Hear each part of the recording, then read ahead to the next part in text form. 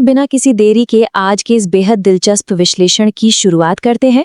आज हम एक ऐसे कड़वे सच को डिकोड करने वाले हैं जिसे अक्सर नजरअंदाज कर दिया जाता है। आखिर क्यों इतने सारे मेहनती लोग सालों साल पसीना बहाने के बावजूद आर्थिक रूप से एक ही जगह पर अटके रहते हैं। लोग अपनी जिंदगी के 15 से 20 कीमती साल खपा देते हैं, लेकिन फिर भी कंगाली का वो चक्र टूटता ही नहीं है। अब जरा इस मिस्ट्री पर गौर करते हैं।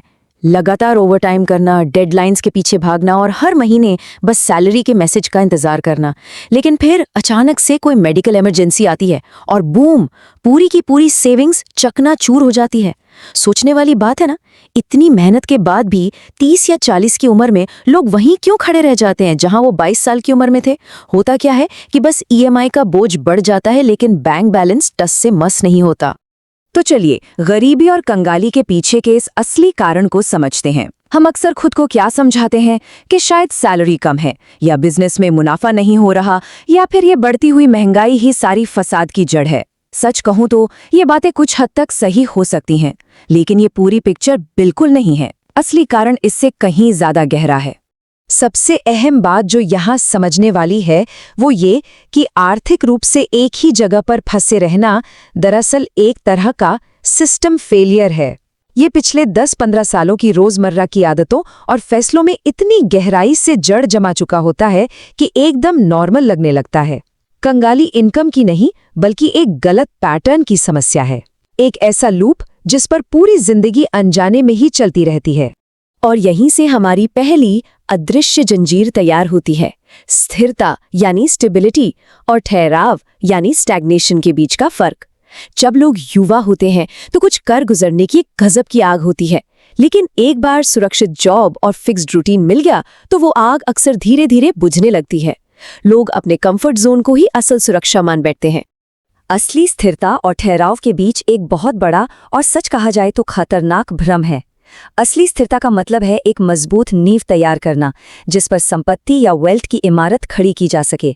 इसके उलट ठहराव का मतलब है बस एक ही जगह बैठे रहना, कोई नई स्किल ना सीखना और खुद को पूरी तरह सुरक्षित महसूस करना।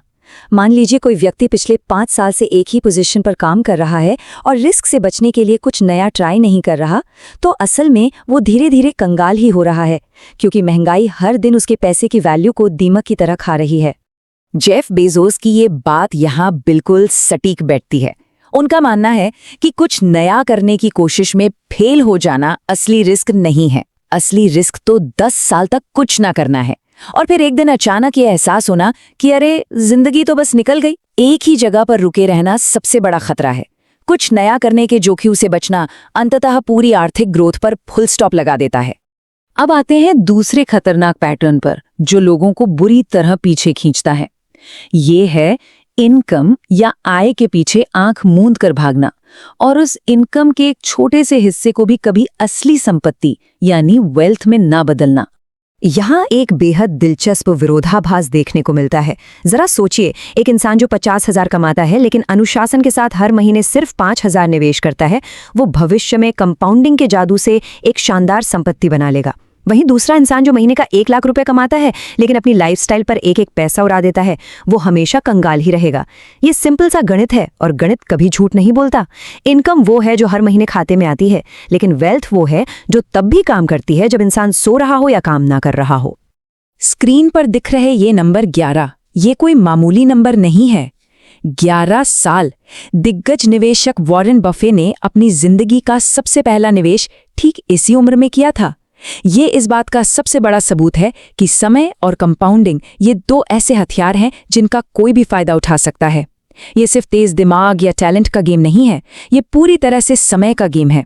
शुरुआत जितनी जल्दी होगी, आगे चलकर नतीजा उतना ही विशाल होगा।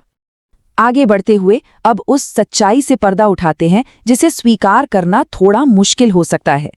ये है हमारी तीसरी अदृश्य जंजीर, दिखावे की भारी कीमत।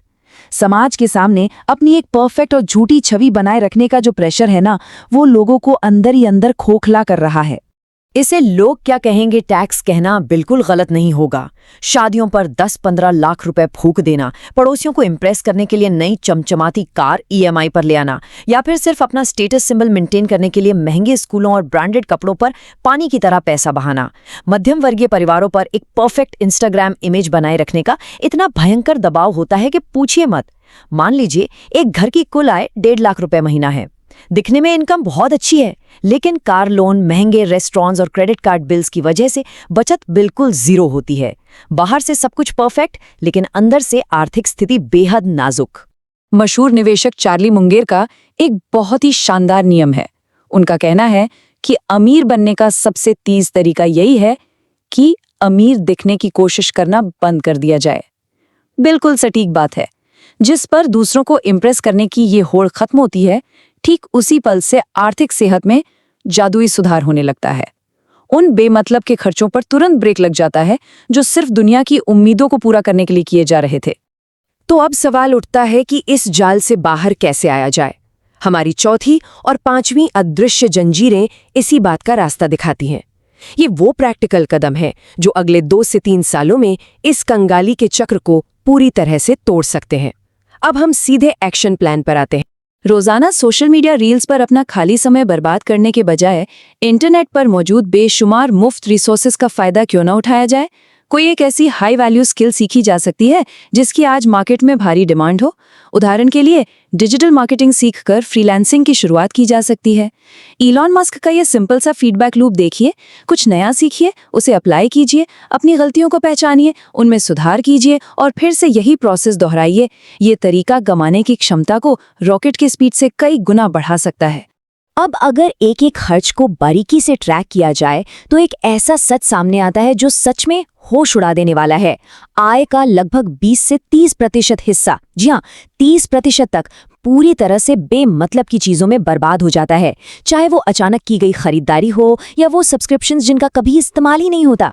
ये सिर्फ आर्थिक अनुशासन की कमी का नतीजा है। और पार्किंसंस लॉ के हिसाब से होता क्या है कि जैसे जैसे इनकम बढ़ती है, खर्चे भी जादुई रूप से अपने आप बढ़ने लगते हैं और पैसा बस हाथ से फिसलता जाता है। इसका सिर्फ एक ही पक्का इलाज है और वो है खुद को पहले भुगतान करें, यानी पे योरसेल्फ फर्स्ट।